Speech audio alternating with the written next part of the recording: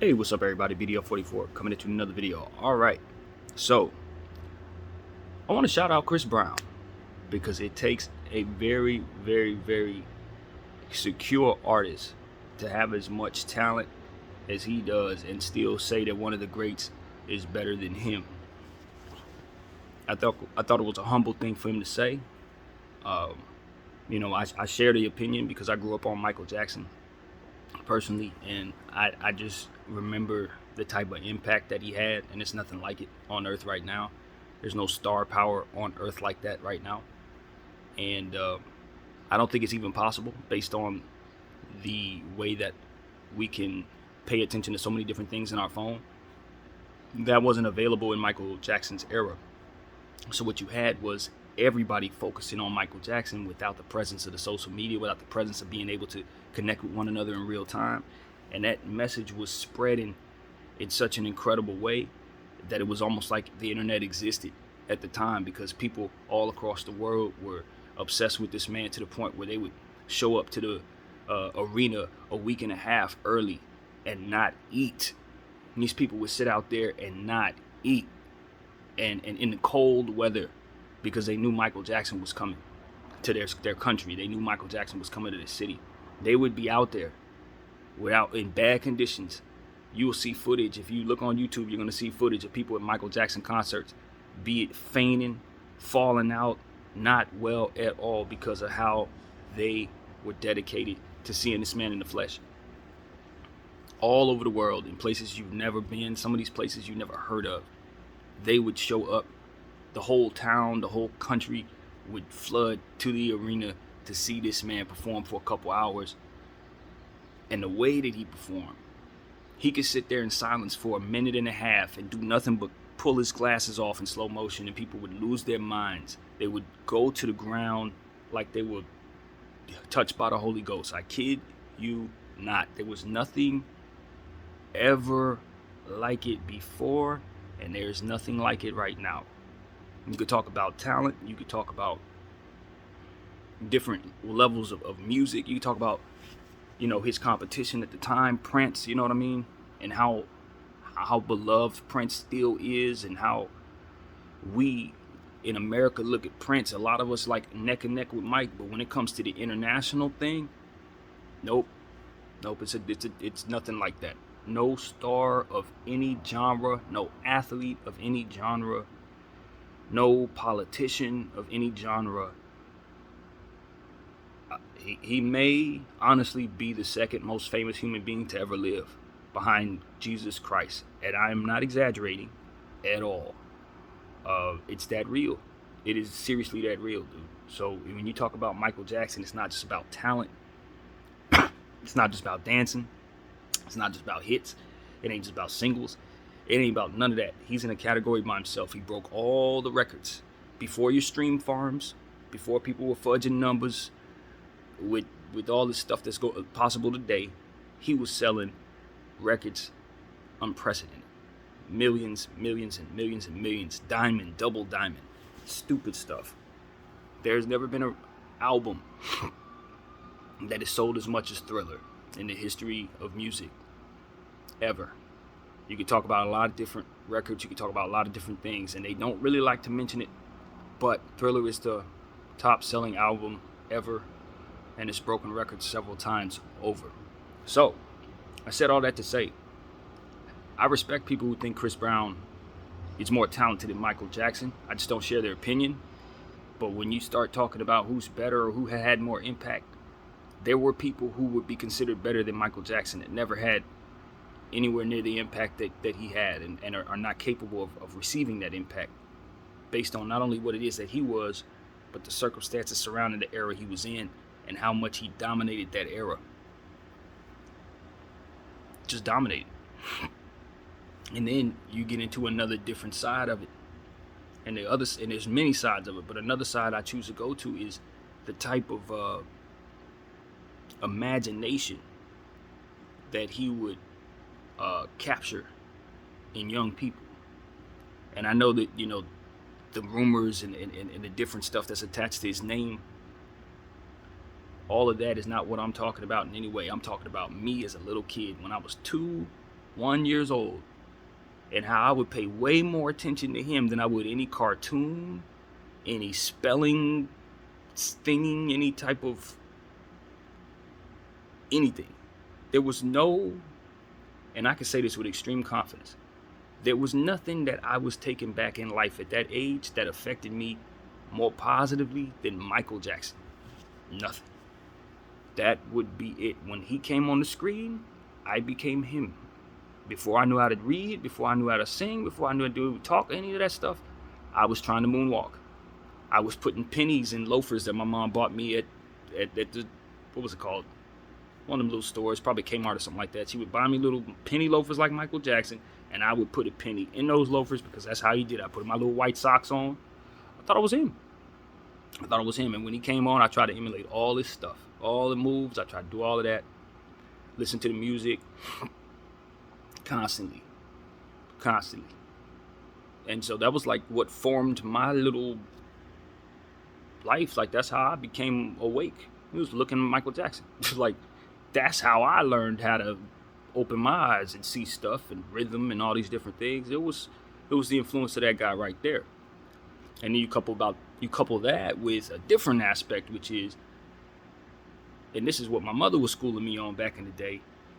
Michael Jackson was getting involved in different things in different places overseas. Just like I was saying, he was having that type of energy to where people were, going crazy over him overseas in places you never heard of. Well, he was able to he and his team were able to effectively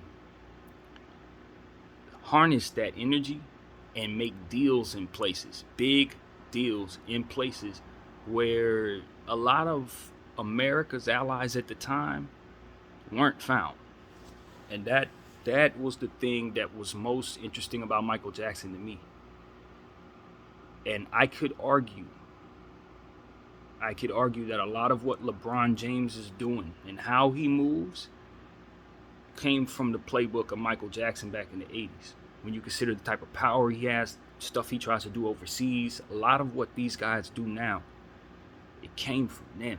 A lot of stuff that Michael Jordan was doing, he was watching Michael Jackson. Like, you got to understand, the corporations themselves were watching Michael Jackson. I could get into my own theories, but I could argue the NBA started looking at overseas and thinking we need to spread out overseas because they were seeing how Michael Jackson was able to effectively make things happen overseas. I think a lot of America started thinking about expanding into international markets after seeing this type of impact that American had on those markets and the willingness they were willing to do to basically invest in him and be business partners with him in situations where, if my knowledge was correct, a lot of our guys weren't welcome in some of the places Michael Jackson was walking around. A lot of our politicians, a lot of the people that were supposed to be representing us as a country, they weren't welcome in the places Michael Jackson was going to sit down and having dinner and breaking bread with these people making $1 million deals, scraping $1 billion before it was right for a black man to make $1 billion, especially when it's not American-made $1 billion.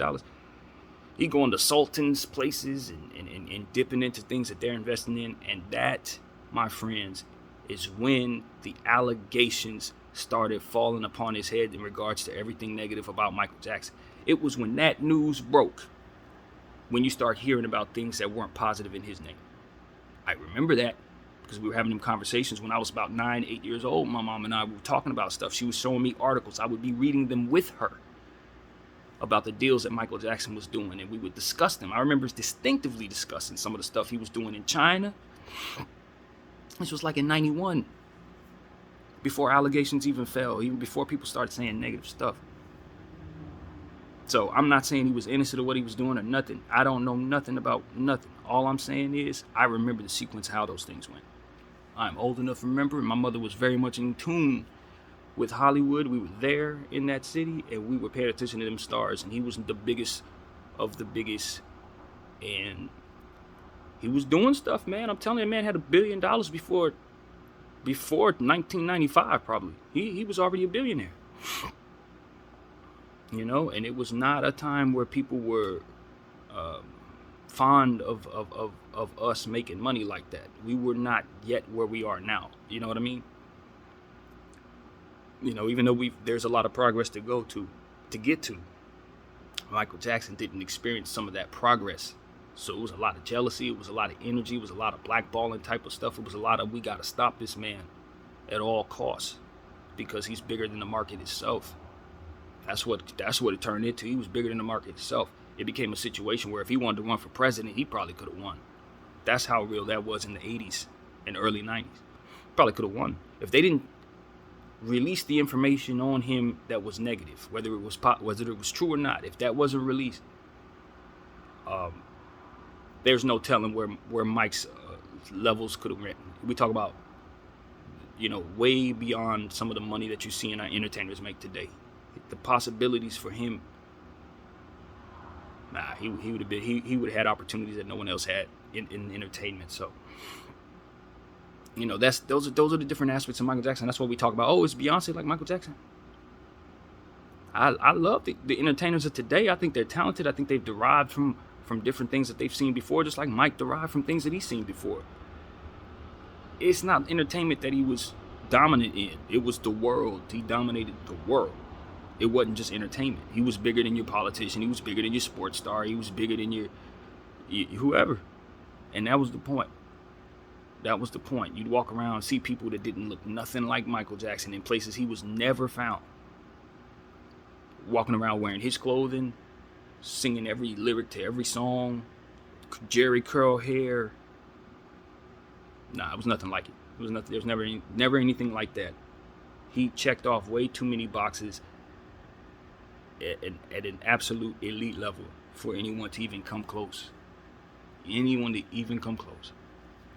So I just remember that to be the case.